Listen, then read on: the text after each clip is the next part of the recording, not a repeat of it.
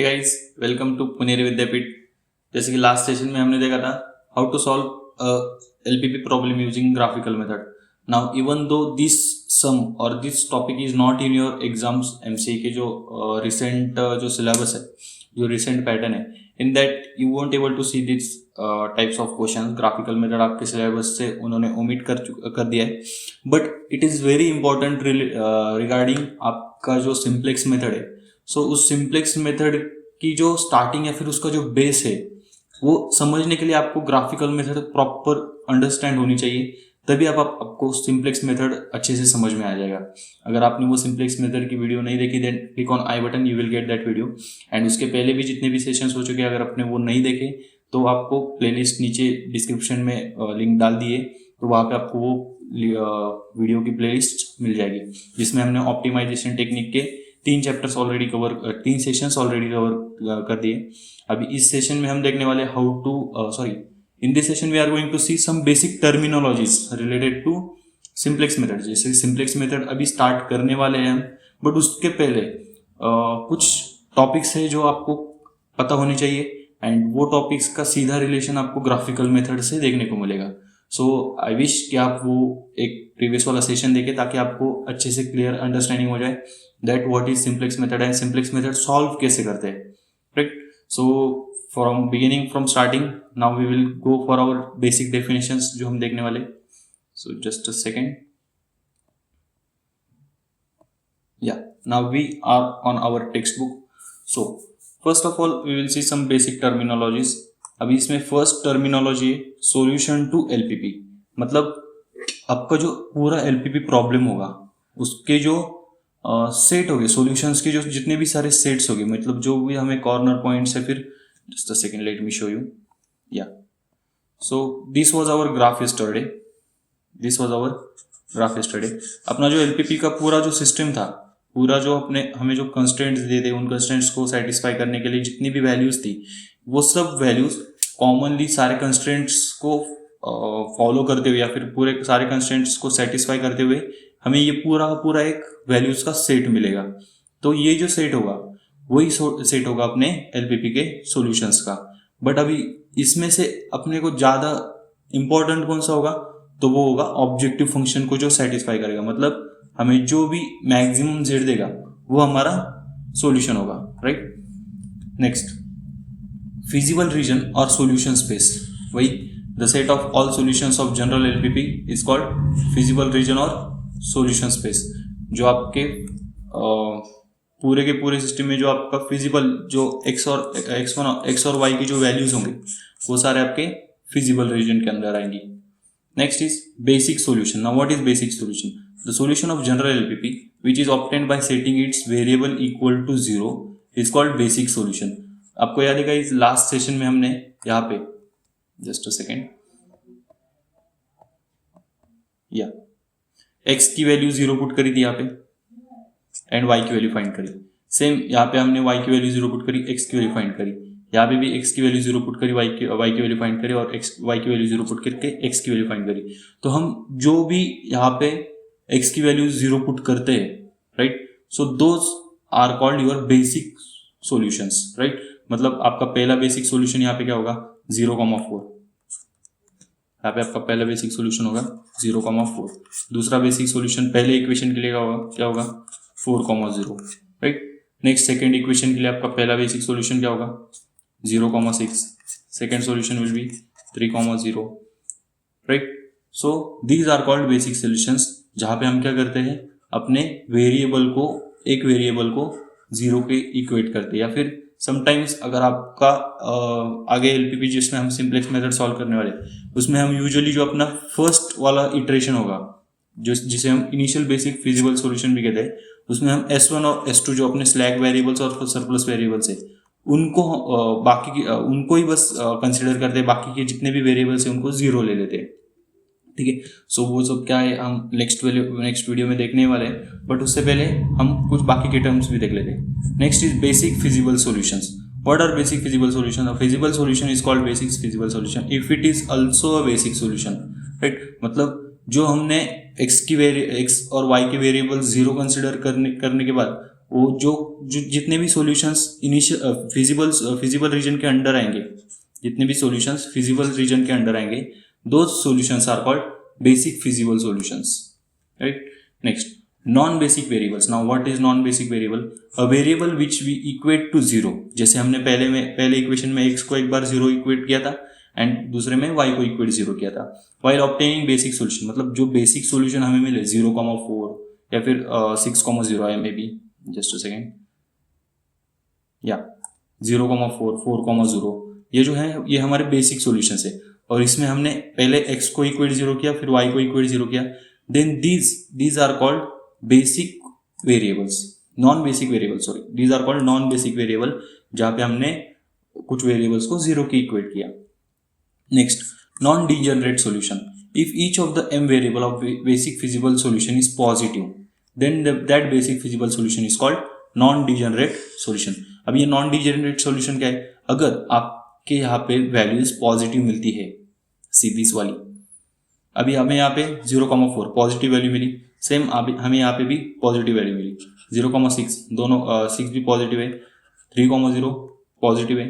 So basic non basic variable को zero के equate करने के बाद जो हमें दूसरा वाला जो सॉल्यूशन मिलता है वो अगर पॉजिटिव है, then it is called as non degeneracy या फिर नॉन डीजेनरेट कहते हैं, ठीक है। अगर वो हमें इक्वेट टू जीरो मिले, ठीक है, अगर वो हमें जीरो मिले, then this is called as degenerate solution, क्योंकि उस चीज की कोई वैल्यू कोई कंट्रीब्यूशन ही नहीं होगा ऑब्जेक्टिव फंक्शन में। क्यों? क्योंकि अगर हमारा यहाँ पे अगर y अगर जीरो हो जाए, तो y अगर नेगेटिव हो जाए, अगर यहाँ पे हमारा y नेगेटिव हो जाए तो क्या हो जाएगा? नेगेटिव होने के बाद यूनिट, नंबर ऑफ यूनिट, वो भी नेगेटिव दिखाई जाएगी। मतलब y क्या था हमारा? Number of unit of toy भी, राइट। पर हमें पता है कि नंबर ऑफ यूनिट कभी नेगेटिव हो नहीं सकते, मतलब उसका कोई कॉन्ट्रीब्यूशन ही नहीं होगा हमारे एलपीपी के सॉल्यूशंस में। सो इसके वजह से अगर नेगेटिव आ जाए, then that is called as degeneracy, या फिर उसे डीजेनरेसी की केस कहते हैं। Okay, now moving on our next definition, it is initial basic feasible solution, जो हमारा पहला इटरेशन होता है, ओके, जिसमें हम क्या करते हैं, हमारे x1 और x2 जितने भी हमारे वेरिएबल जो हमें दे रखे, राइट, सिंप्लेक्स मेथड में सॉल्व करने के लिए जितने भी वेरिएबल्स दे रखे, तो उनको हम क्या करते हैं, जीरो इक्वेट करते हैं, ओके, जैसे हमने यहाँ पे करा था, जैसे हमने यहाँ पे करा था, राइट। अब यहाँ पे हमने जीरो इक्वेट करा था और नेक्स्ट वाले वेरिएबल की वैल्यू फाइंड करी थी, राइट। बट अभी इस वाले केस में अगर हम x और y या फिर x1, x2, x3 सबको अगर जीरो पुट करेंगे, राइट, तो अब बचा क्या फिर? Then those are remaining with slack variables and surplus variable. यहाँ पे आप देख सकते हैं x1 + 2 x2 - x3 it is less than equals to 5। मतलब अगर हमें इसे बैलेंस करना है तो कुछ ना कुछ तो हमें यहाँ पे ऐड करना पड़ेगा, s1, ओके, कुछ ना कुछ तो ऐड करना पड़ेगा। या फिर यहाँ पे देखिए ग्रेटर देन इक्वल्स टू 1 है, मतलब यहाँ से कुछ ना कुछ तो सब्ट्रैक्ट करना पड़ेगा ताकि ये बैलेंस हो जाए। देन दोज एडिंग और subtracting of terms is called as slack variables and surplus variables, हम वो आगे देखने वाले। बट हम इसे जीरो पुट करते क्यों है? इन वेरिएबल्स को हम जीरो इक्वेट क्यों करते? तो इसका आंसर आपको यहाँ पे मिल जाएगा ग्राफ में। तो गाइज हम मैक्सिमम कोई हमारी ऑब्जेक्टिव फंक्शन मैक्सिमम आता है या नहीं, वो कहाँ से स्टार्ट करते?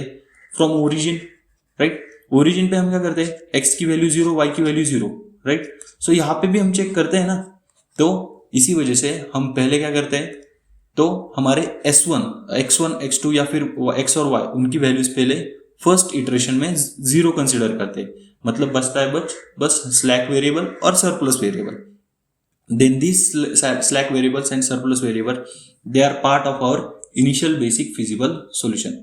इसमें क्या होता है, the basic feasible solution which is used to initiate the iterations of simplex method is called initial basic feasible solution, right? Now basic solution क्या था? basic solution क्या है? मतलब हमारा basic solution it is, हम जब जीरो इक्वेट करते हैं तो उसमें जो सॉल्यूशंस मिलते हैं उसे हम बेसिक सॉल्यूशंस कहते हैं। बेसिक फिजिबल सॉल्यूशंस मतलब क्या? जो भी फिजिबल रीजन के अंडर आए वो बेसिक फिजिबल सॉल्यूशन है। अब ये इनिशियल बेसिक फिजिबल सॉल्यूशन मतलब क्या?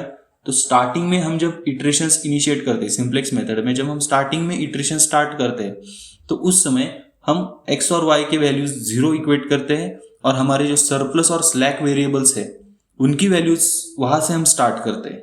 ओके, सो वहां से स्टार्ट करते करते अभी बेसिकली सरप्लस वेरिएबल्स और स्लैक वेरिएबल जो क्या है वो हम आगे देखने वाले। Next, optimal solutions, a feasible solution which optimizes the objective function is called optimal solution. अभी हमारे यहाँ पे हमें कितने सॉल्यूशंस मिले थे मैक्सिमम जेड के, जेड इक्वल्स टू 0 मिला, जेड इक्वल्स टू 120 मिला, जेड इक्वल्स टू 140 मिला, जेड इक्वल्स टू 120 मिला, जो हमारे ऑब्जेक्टिव फंक्शन को सेटिस्फाई करे, that is Z equals to 140। Okay, maximum Z चाहिए था ना, तो हमारे मैक्सिमम जेड ऑब्जेक्टिव फंक्शन को जो वैल्यू सेटिस्फाई करे that is our optimal solution. मतलब c equals to 2,2, 2 unit toy A के 2 यूनिट टॉय बी के, इस वाले सॉल्यूशन को हम कहते हैं ऑप्टिमल सॉल्यूशन।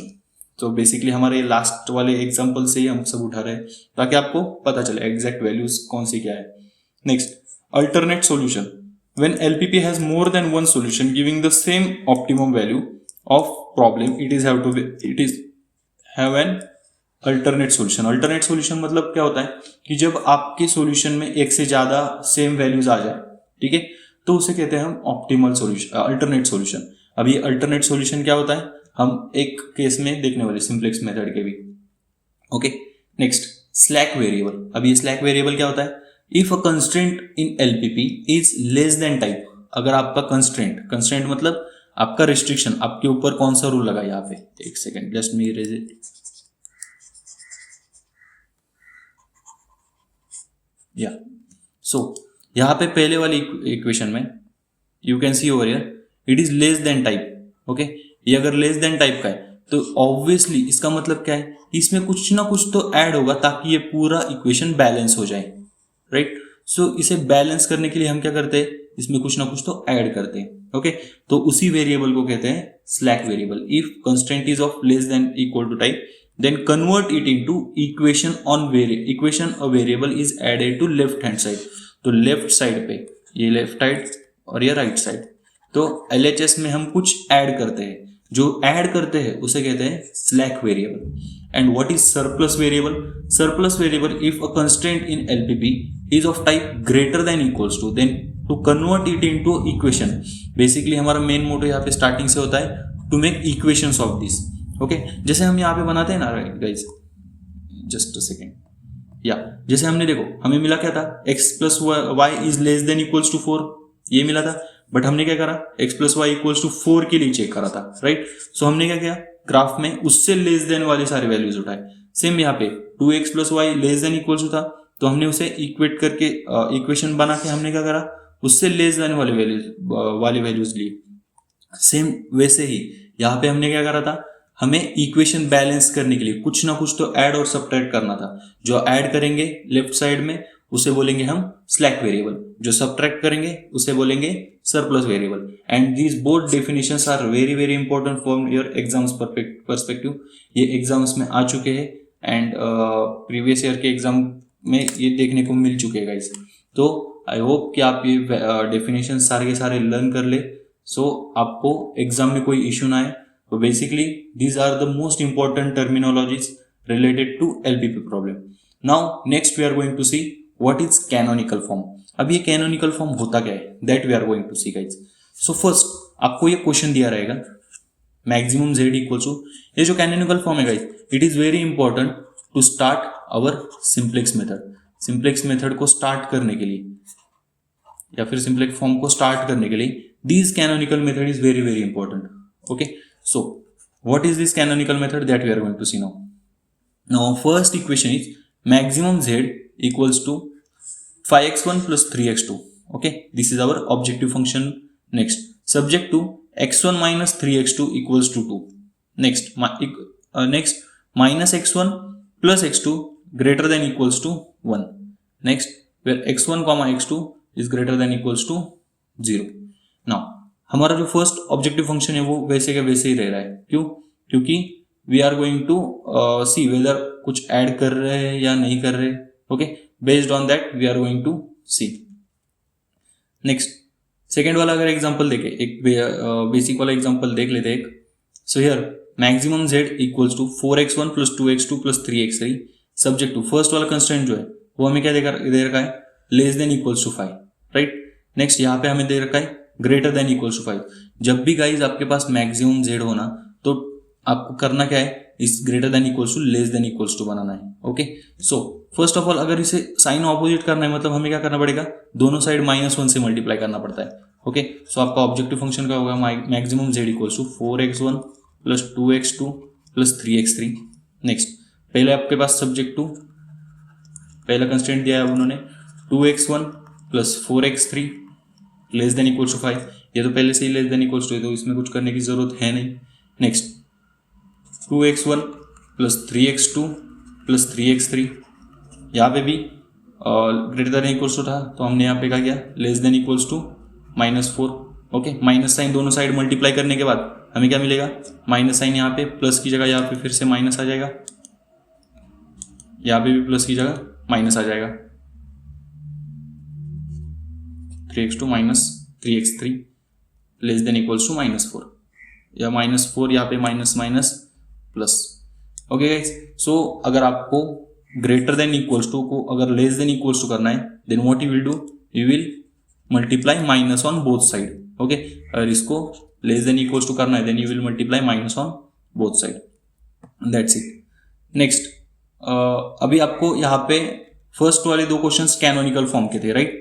नेक्स्ट वाला क्वेश्चन उन्होंने बताया कि right standard form of LPP. अभी कैनोनिकल फॉर्म और स्टैंडर्ड फॉर्म में डिफरेंस क्या है वो आपको बताता हूँ। In canonical form you don't add any surplus और slack variable, where in standard form जो आपको स्टार्ट करना है, सेकेंड स्टेप है जो स्टार्ट करने के लिए, in that you have to add और subtract slack variable and surplus variable. अभी वो करते कैसे, that I am going to show you. So कोई एक एग्जांपल उठा लेते हैं guys. Yeah, so we will pick up this example. So they have given z max equals to 5x1 plus 8x2. Okay, so they have said z max equals to 5x1 plus 8x2.